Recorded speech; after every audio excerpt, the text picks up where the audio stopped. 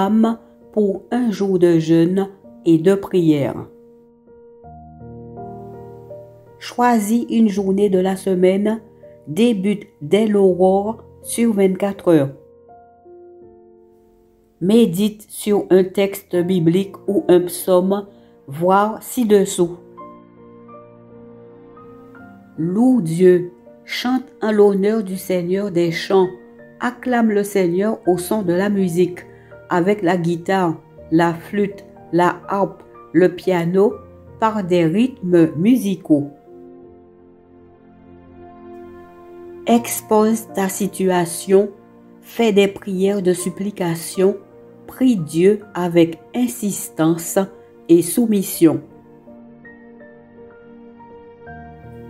Pour plus d'infos, voir la vidéo titrée « La puissance du jeûne accompagnée de prières de délivrance ». Texte de méditation, livre de Daniel, chapitres 1, 2 et 3, Daniel et ses compagnons à Babylone.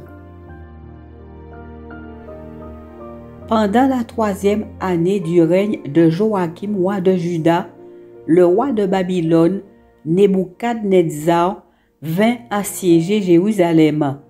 Le Seigneur livra Joachim en son pouvoir. Le roi Nebuchadnezzar emmena des prisonniers en Babylone. Il dit au chef de son personnel de choisir parmi les Israélites quelques garçons de la famille royale ou de famille noble. Ces jeunes gens ne devaient présenter aucun défaut physique. Ils devaient avoir bonne apparence et être remplis de sagesse, de connaissance et de discernement afin de pouvoir entrer au service du roi dans son palais. On leur enseignerait la langue et l'écriture des Babyloniens. Le roi prescrivit qu'ils soient nourris à la table royale et qu'on les instruise durant 3 ans. Et à la fin de cette période, ils entreraient à son service. Parmi ceux de la tribu de Juda qui furent choisis se trouvaient Daniel, Anania, Michaël et Azaria. Le chef du personnel royal leur donna de nouveaux noms. Daniel reçut le nom de Beltassar, Anania celui de Shadrach, Michaël celui de Méshach et Azaria celui d'Abed-Négo. Daniel prit la résolution de ne pas se rendre impur en consommant la nourriture et le vin de la table royale et demanda pour lui et ses compagnons à consommer que des légumes et de l'eau à boire. On put constater par la suite qu'ils avaient meilleure mine que les jeunes gens nourris des mets de la table royale. Au terme du délai fixé par le roi, celui-ci s'entretint avec Daniel, Anania, Michaël et Azaria. Ils se révélèrent plus compétents que tous les autres par leur sagesse et leur intelligence. C'est pourquoi ils entrèrent au service du roi. Quand le roi les interrogeait sur n'importe quel sujet exigeant de la sagesse et de l'intelligence, il les trouvait 10 fois supérieurs à tous les devins et magiciens de son royaume. Pendant le règne du roi Nebuchadnezzar, celui-ci eut un rêve qu'il avait oublié. Il en fut très troublé, car aucun de ses devins n'était capable de lui en donner l'explication. C'est Dieu qui révéla à Daniel le rêve et son explication pour le roi. C'est ainsi que Daniel fut nommé gouverneur de la province de Babylone et chef suprême des sages de Babylone. Et sur sa demande, le roi confia à ses compagnons, Shadrach, Meshach et Abed-Négo, l'administration de la province de Babylone. Daniel devint conseiller à la cour du roi. L'ordre d'adorer la statue d'or, Shadrach, Meshach et Abed-Négo dans la fournaise ardente. Le roi Nebuchadnezzar fit construire une statue d'or de 30 mètres de haut et de 3 mètres de large, et il ordonna qu'on la dresse sur la plaine de Doua, dans la province de Babylone. Ensuite, il convoqua tous ses hauts fonctionnaires pour la cérémonie d'inauguration.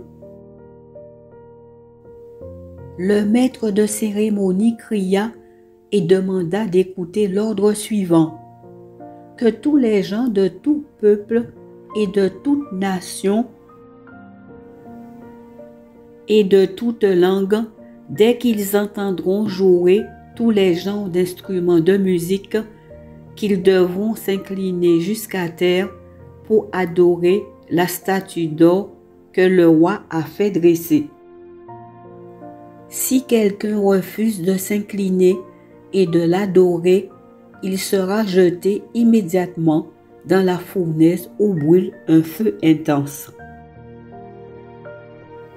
C'est ainsi que tous les gens, dès qu'ils entendirent jouer de la musique, s'inclinèrent jusqu'à terre et adorèrent la statue d'or que le roi Nebuchadnezzar avait fait dresser. Quelques Babyloniens accusèrent Shadrach, Meshach et Abed-Négo auprès du roi parce que ceux-ci refusèrent de s'incliner devant la statue d'or. Les amis de Daniel restent fidèles à Dieu. Le roi, très en colère, ordonna qu'on lui amène Shadrach, Meshach et Abed-Négo. Le roi leur demanda: est-il vrai que vous refusez de servir mes dieux et d'adorer la statue d'or que j'ai fait dresser? Vous allez de nouveau entendre jouer la musique. Êtes-vous prêts maintenant à vous incliner jusqu'à terre pour adorer la statue que j'ai faite?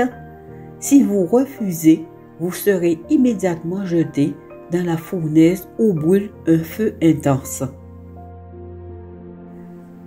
Ils répondirent au roi et lui dirent: Majesté, nous ne voulons pas essayer de nous justifier. Sache toutefois que notre Dieu, le Dieu que nous servons, est capable de nous sauver. Oui, il nous arrachera à la fournaise et à ton pouvoir.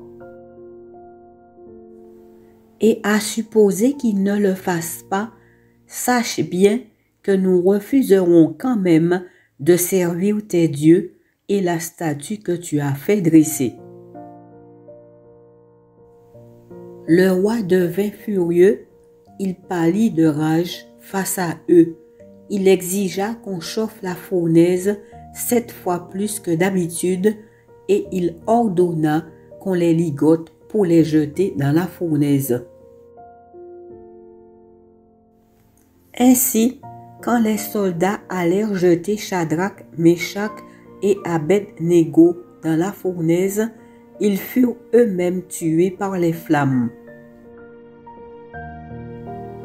Shadrach, Meshach et Abed-Négo tombèrent ligotés au cœur de la fournaise. Soudain, le roi se leva stupéfait et demanda à ses ministres: N'avons-nous pas jeté 3 hommes ligotés dans le feu? C'est exact, Majesté, répondirent-ils. Et pourtant, reprit le roi, je vois 4 hommes non ligotés qui se déplacent en plein milieu du feu.